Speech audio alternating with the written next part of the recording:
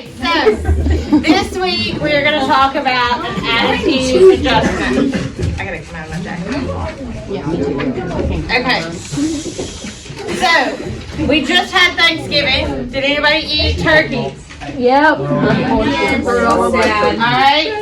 Dressing? Yup. Yeah. Alright. Sweet potatoes? Oh, yeah. Sweet potatoes? Alright. Anybody have Green bean casserole. green bean? Yeah. Alright. Pie. I know what my votes are. Yes. Chocolate balls? Custard pie, chocolate pie. Anybody have cheesecake?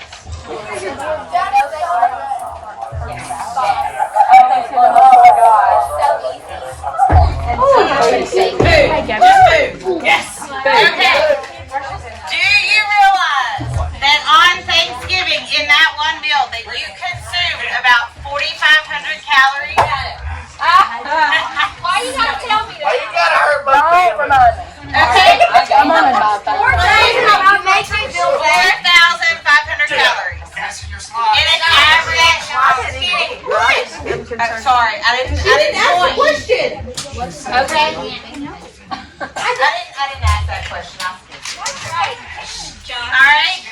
So we talked about some of our favorite Thanksgiving foods. All right. We know 4,500 calories. Over twice your recommended daily value of calories. We're just not going to go into the calorie count. But it was so good, right? You were able to eat as much as you wanted to. You felt miserable. You took your nap. Then you ate another round. And then you took another nap. You did it again. Probably had a third or fourth round. The next day. Some of you had multiple days of Thanksgiving. At any point in your Thanksgiving, did you have gravy? Was there gravy anywhere on the table? Alright? Yeah. Why do we put gravy on mashed potatoes? Flavor. And you dip your roll in it. You can dip your roll in it. You can dip your chicken nuggets. You can dip your gravy. I mean, come on. Alright, it's an added plus. Alright, so. Say it, Callie. Are you serious? Say it. God's grace is a lot like burning. Close. God's goodness is a lot God's goodness is a lot like gravy. See that? What? No, I haven't even wrote anything down. It's also in the title. Savannah's making sure she knows what we're talking about.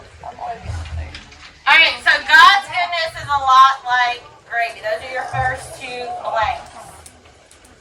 Psalms 23, 5 through 6 says, "You prepare a table for me in the presence of my enemies. You anoint my head with oil, my cup overflows. Only goodness and faithful love will pursue me in all the days of my life, and I will dwell in the house of the Lord as long as I live." So Psalms was written by David, and it's this huge 30,147 word poem to God about God's love for us and everything. It's about everyday life. But you missed part of that sentence. And the very first part, you prepare a table for me in the presence of my enemies.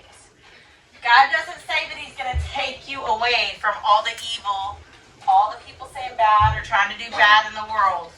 He prepares that table in the middle of it. Because his goodness is like gravy, it's going to protect you. Alright? It protects you. It does. It keeps that barrier in there of flavor. So,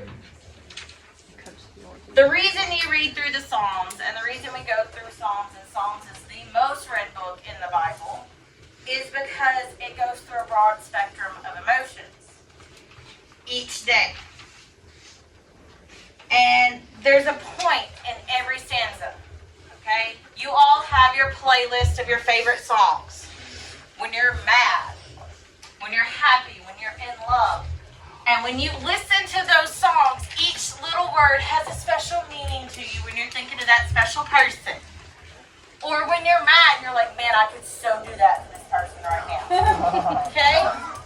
There is a point to every stanza. Just like there's a point to every verse in Psalms. And you have to discover praise in those despite the circumstances that's happening around you.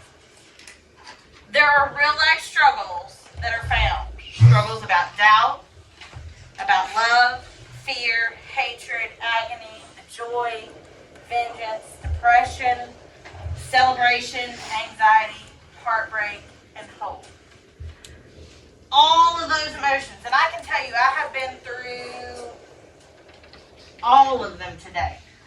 Every single one. I've doubted myself. I have loved my family, my students, my life. But I've also had fear. Is this what I'm supposed to be doing? I've had hatred when I think back to how I responded to something or how someone responded to me, and my instant thought was, no, you're not, this is not happening. I've agonized over choices, but I've also had joy over those same choices. I've thought about vengeance. Well, I should have totally said this. I should do this. They're never going to do this again, and this is going to be great. I've celebrated little victories and big victories throughout the day. I've had anxiety. I've had heartbreak, hope, and even depression throughout all of today.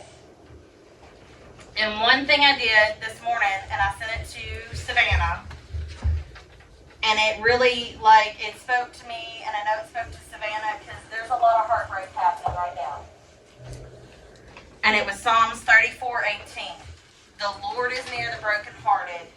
He serves those crushed in spirit. That heartbreak, that depression, that doubt, that fear, all of that, no matter what, God is standing right there with you. But no matter the circumstances, He wants you to praise. You've got to look for that joy. I had to choose joy throughout the day. I had to choose celebration. And even through all of it, I had to choose love. Psalms 23 is one of the most recited passages in the entire Bible. Where do you hear it most often? At a funeral. Okay? There is so much, though, in each verse that every time you hear it, you can hear something different. You can hear a different little word being spoken to you. However unsettling or upsetting your life may be, you can always find comfort in the presence of God. And I find that when I think of Psalms 23 in the first part of verse 3. He renews my life. He restores my soul. He refreshes my soul. That means the same thing, that no matter what I'm going through, God's goodness is there for me. His love is there for me. Just like the comfort we find in food and family, and who doesn't like comfort food, okay? All right, I love food. David uses Psalms to reveal a much wiser route for comfort.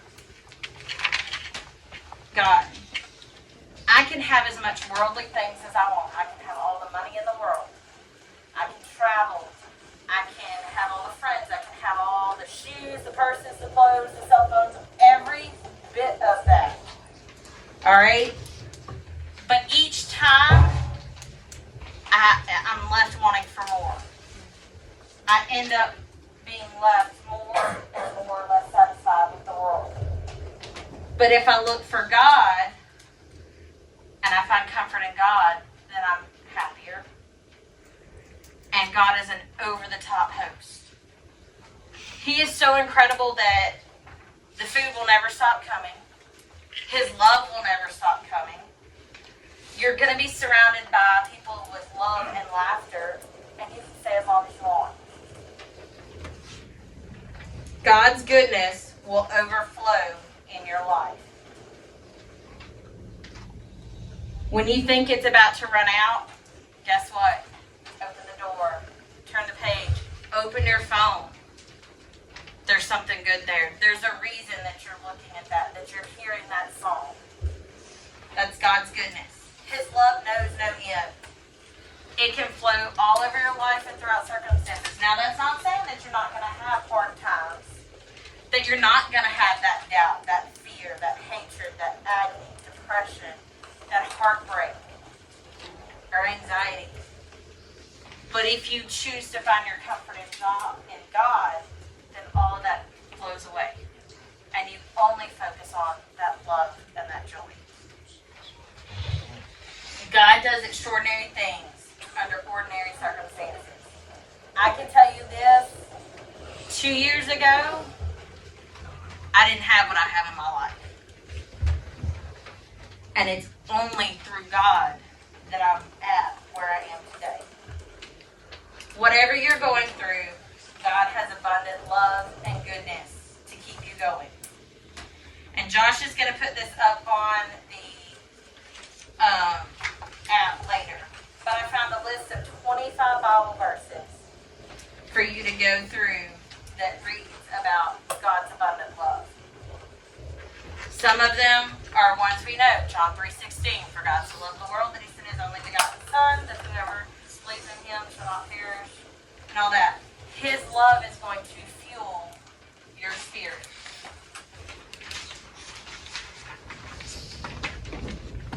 No matter where you're at, no matter what's happening in your life, God is there for you. Even if you can't see it, even if it's at your darkest moment, he is there for you. That's all I got.